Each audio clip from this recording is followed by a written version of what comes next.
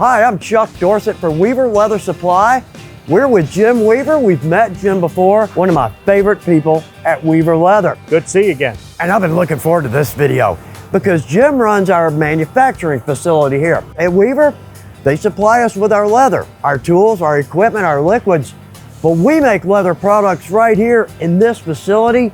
This is impressive. So Jim, what are we going to do today? Well, we're going to walk through production here and look at some of the equipment we use to make anything from belts to breast collars, headstalls, reins out of leather. And the one thing I find most interesting here, this is the same equipment we use in our shops, just a little larger version of it. But at the same time, all the hand tools we use, we'll see them right here.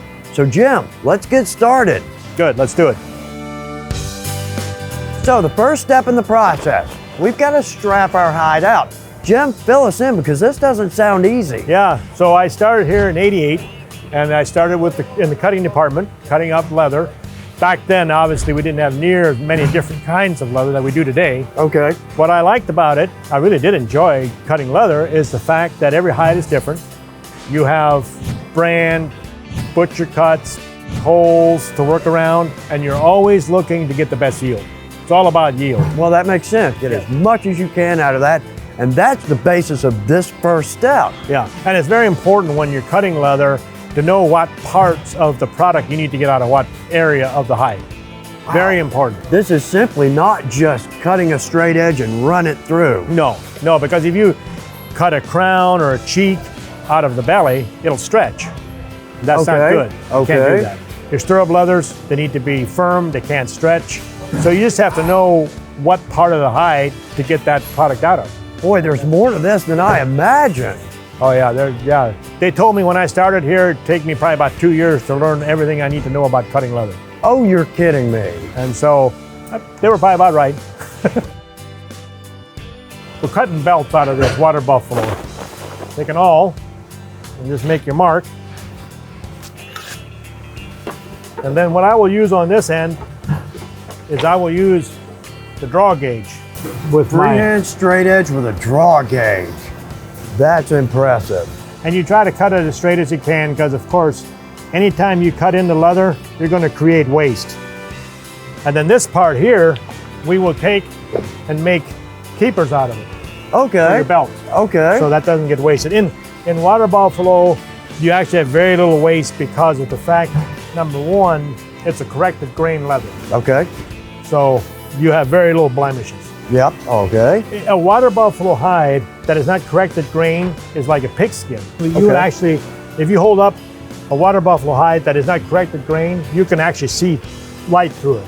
Wow. Because the hair follicles go right through the hide, just like pigs. Okay. And you know, they spend time they call it water buffalo for a reason. Okay. So anyway, then you bring it over here. And so now, with a little practice, you can just run that right down through there. Oh, you're kidding. Without any trimming, you know. You just hold your hand right there. Right on that blade. Yeah, just keep it right on that blade. That doesn't happen the first day of cutting, but little practice, you can do that. I bet. And again, because this is just waste. That's waste, yeah. So you want to make as few of those as at all possible. Imagine.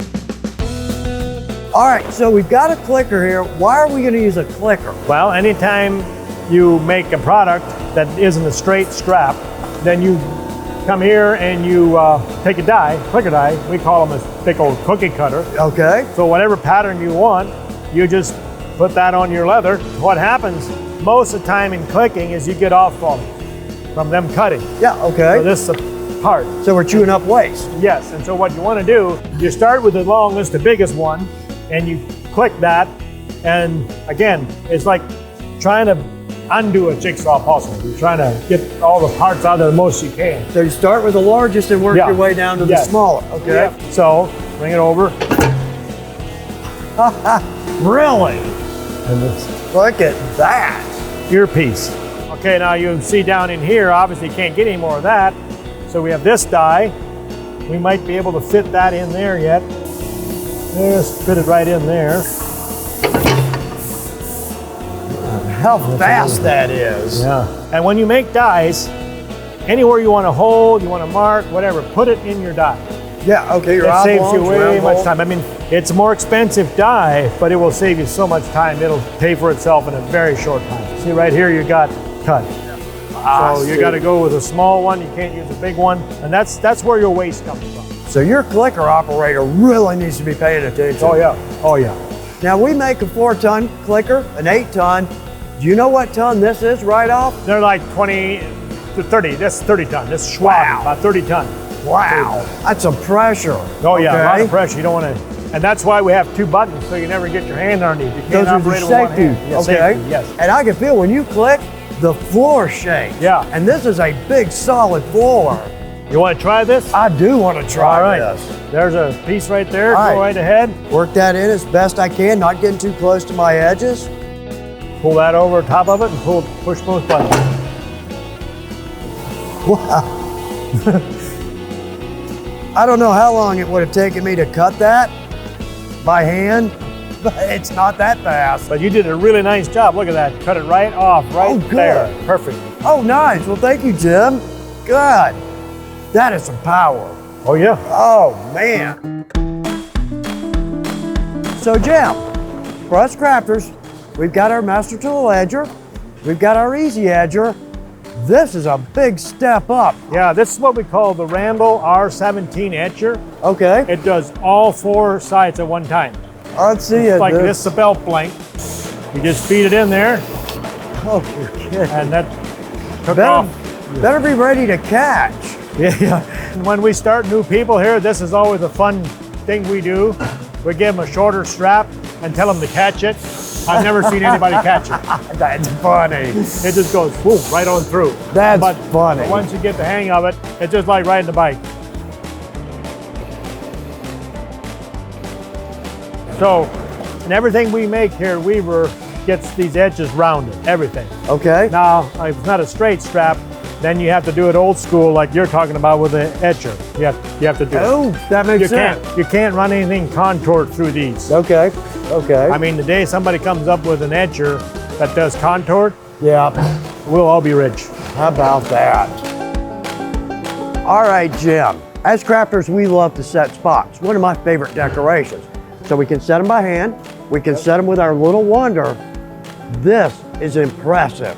So what are we doing here? Well, this is what we call an automatic spot setter. Yeah. And so what happens, this machine is it's got a hopper here, and we can just take a whole bucket of spots and you just dump them in there, and it automatically feeds in that channel down through there, as you'll see. So we'll have Ruby do a little demonstration here how we do this. Watch this.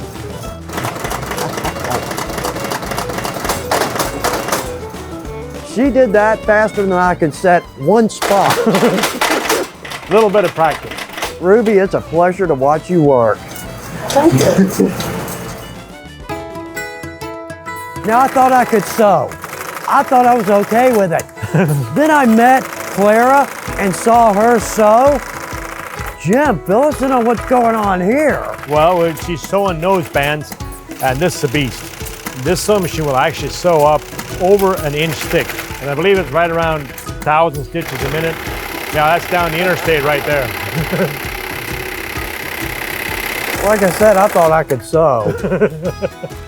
Well, we do make the cubs. It doesn't go quite that fast. Yeah, no, me either. So, we're gonna edge paint. One beautiful detail on any project. Dorothy's gonna show us how this is done. Jim's gonna explain what we're seeing. As you can see, the edges aren't painted, and we just run it down through there. She's got the 2 pots down below with the paint in it. Goes onto a foam wheel, and you just feed it down through there. Paints both sides. And you can put anything in those pots down below there. Okay. You could put stain, whatever you want in there. It doesn't really matter. And we're using Exact Touch edge paint. Also, those are spring-loaded. Those wheels can actually come apart for contour painting. So you can do contour. Like a cheek with a little bit of contour, you could run it down through there. So, yeah. And if you're doing belts, you can paint belts fast. Oh, imagine. We sell this machine, then we also sell the die box 2, the single roll, sell die pens. Got you covered any way you want to die. Jim, I can't tell you how much I appreciate this. For us crafters, it's basically what we do, all the same steps, but on a much larger scale, and we don't ever get to see this. Yeah, well, I'm glad you could make it. It was good seeing you again. Always good to give people a tour. We do these tours all the time to people that want to come and see it if you're working with leather or whatever. And you know, this machinery we saw today is just a bigger version of the product we make. Of what us crafters use, yeah. Master tool equipment, and then obviously all the hand tools and all that stuff. So we always like to say that we do use it. We know how to make it. We know what is important to be into the machine, tools. Exactly right. We use it. We know how to make it. There you go. Hallelujah. Yep. All right, you ready? I'm ready. All right. Good luck with your projects.